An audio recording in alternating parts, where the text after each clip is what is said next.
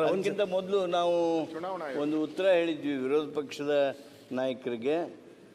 ಮಾನ್ಯ ರಾಜಣ್ಣವರ ಈ ನಮ್ಮ ಸಚಿವ ಸಂಪುಟದಿಂದ ನಿರ್ಗಮನದ ನಂತರ ಅದೇನು ನೋಟಿಫಿಕೇಶನ್ ಏನಿದೆ ಸರ್, ಸಿಎಂ ಅವರು ಸೆಕೆಂಡ್ ಕೇಳ್ರಿ. ನಿಮ್ಗೆ ಯಾರು ಕೊಟ್ರೆ ಏನು ಮಾರ, ನಿಮ್ಗೆ ಯಾರು ದೋಸೆ ಮಾಡ್ರಿ, ದೋಸೆ ತಿಂದ್ರಾಯ್ತಲ್ಲ, ಇವನೇ ಮಾಡ್ಬೇಕು ಅವನೇ ಮಾಡ್ಬೇಕಂತ ಹೇಳಿದ್ರು ಸರ್ಕಾರದ ಬರೋರಿಗೆ ಹೇಳ್ತಾರೆ. ಅಧ್ಯಕ್ಷರೇ, ಆ ಮುಖ್ಯಮಂತ್ರಿ ಅವ್ರಿಗೆ ಹೇಳಿದ್ದಾರೆ, ಅವ್ರು ಹೇಳ್ತಾರೆ, ಅವರ ಪರವಾಗಿ ಕೊಡ್ತಾರೆ. ನಾ ಹೇಳೋದು ಕೇಳ್ರಿ. ನೋಟಿಫಿಕೇಶನ್ ಏನಿತ್ತು ಅದನ್ನ ನಾನು ಈ ಮೂಲಕ ಸಲ್ಲಿಸಿದ್ದೇನೆ.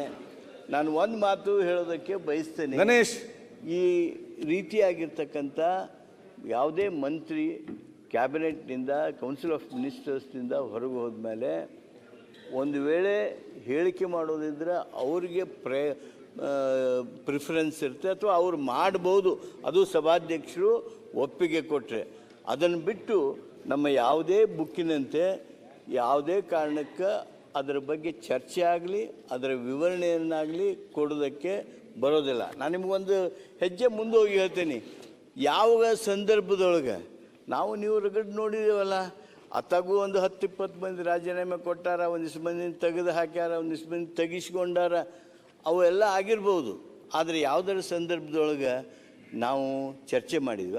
ಈಗ ವೈಸ್ ಪ್ರೆಸಿಡೆಂಟ್ ಧನ್ಕರ್ ಅವರ ರಾಜೀನಾಮೆ ಕೊಟ್ಟರು, ಅದ್ರ ಬಗ್ಗೆ ರಾಜೀನಾಮೆ ಬೇರೆ ವಜಾ ಬೇರೆ ಅಲ್ಲ ಸರ್.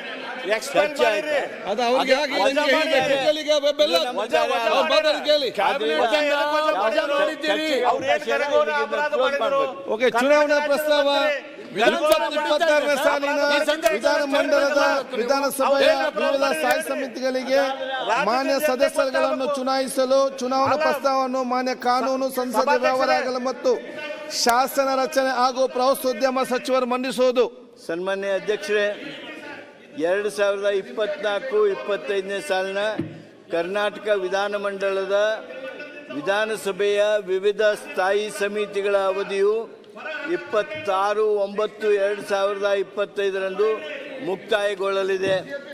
ಆದುದರಿಂದ 2025-26ನೇ ಸಾಲಿಗೆ ಸಾರ್ವಜನಿಕ ಲೆಕ್ಕಪತ್ರಗಳ ಸಮಿತಿಗೆ ಮಾನ್ಯ ದಿನೇಶ್ ಅವರೇ, ಅವರು ಕಾನೂನು ಮಂತ್ರಿ ಮಾತಾಡ್ತಾರೆ ಅಲ್ಲಿ, ಉಪ ಮಿನಿಸ್ಟರ್.